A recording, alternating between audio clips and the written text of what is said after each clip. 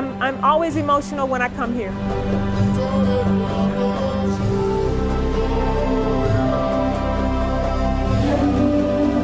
Saturday morning, the market at Lexington's Cheapside Park is open. I don't care if it's one person here, I don't care what time of day it is, because I know what happened here. But in the 1800s, it was a different kind of market.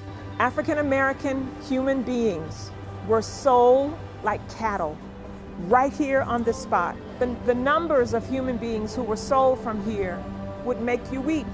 They were separated by skin color, they were separated by age, they were separated by gender. If you were strong and strapping and healthy, you went for more money.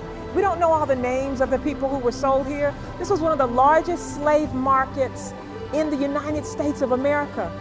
Hundreds if not thousands of human beings passed through here and ended up someplace else. Why? Because of money. Slave pens right on this square where black people were kept before they were sold to other plantations or to other states. When people would come and just turn around and look at them and see how, open your mouth, see how good your teeth were, hold your arms up, see how much muscle you had. The most disrespectful things you can do to a human being were done to my ancestors. I never want to forget that, ever. So when you think of slavery, think about they were human beings before they were enslaved, that they were people. Inside the renovated Old Fayette County Courthouse, feet away from those auction blocks of the past, photographer Patrick Mitchell and artist Marjorie Guyon unveil an art project that reflects the lost souls that came through the Cheapside slave market. The project is entitled, I Was Here. In my mind, it's a redefinition of street art. So the idea was to create a form of public art. It wasn't in a closed space. It was a place where everybody on the way to their regular part of their life would be able to experience it. Look up and around this place. There are 21 of these portraits that surround the courthouse square, like lost souls looking back, saying, I was here. My secret thought about this project is that really it's a set of ancestor spirit portraits, but I think that the ancestor spirits are the ones who have formed this project. Everything that's happened as a result of it has just been, things have just appeared in our path that say you're supposed to go this way. Mitchell took photos of local, everyday African Americans. It was a combination of the people today mirroring the people of the past. Poet Nikki Finney. I had to fly back for this because I had never seen so many segments of the community come together in Lexington. Added a touch of language arts to the pieces. Art is the most powerful, to me, it's the most powerful thing we have to hand to each other. These are some of the most beautiful portraits I've ever seen. What we needed in the project were some words to accompany the images that would go right to that. Those words needed to be powerful. They needed not to shy away from the pain and the suffering that those human beings experienced, but they needed to go hand in hand with the beauty that the images and the portraits exuded. And that's where I came in. Words and art, a powerful bond.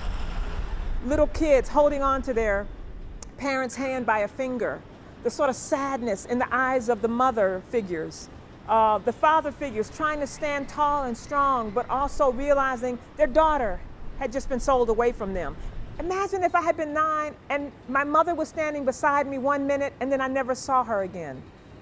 That's what my poem had to represent. Skin color. The first line of the poem, or the second line of the poem, says, black skin was something you couldn't take off and just leave behind you. Everywhere you went, your black skin went with you. So I'm mixing all of this together as a poet, trying to come up with a poem that would represent the horror of the moment.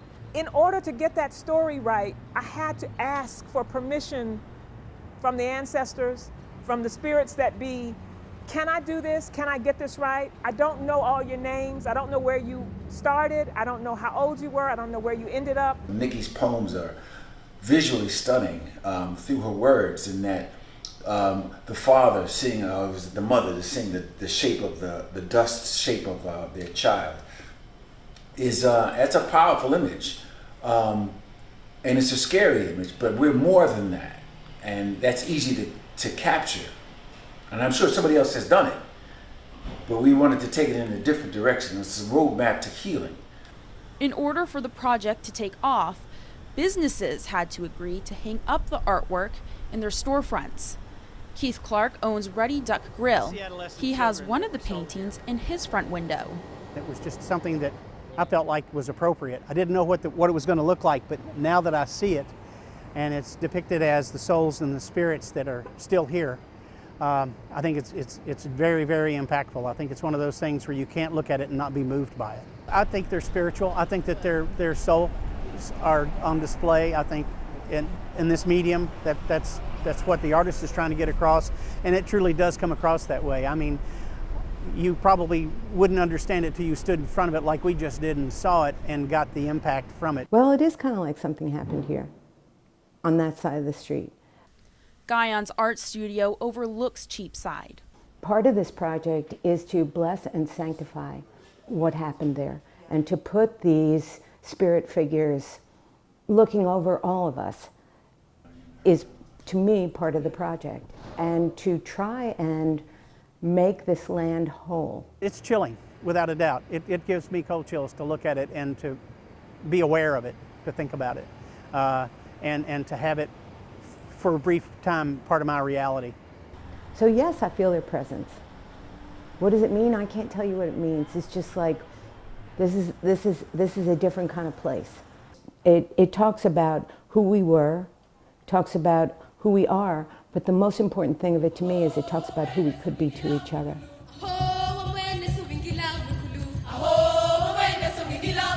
I hope it makes people think about their own preconceived notions about people. I hope it makes businesses think about who can come in their door in one way and who can come in another kind of way. I hope it makes us reach our hand out to each other and make some overtures to each other that we've never done before. I can never be too far away from that truth about my history and the truth about American history. And I hope we get to a place in our culture where this can be something we talk about. When I go to that marker 2122, which is on the other side of this square, and I read about how children were separated from families, the last thing I do, every time I read it one full time, I kiss my finger and I put it on those words that say, children were separated from mothers and fathers. And I say to myself, how did we do that to each other? And I don't know what happened to you, but I hope you were okay. These images give me pride, make me feel good, they give me joy, you might say, because of where we're headed. So I hope the next time you see me, you'll know that I was here. Thank you.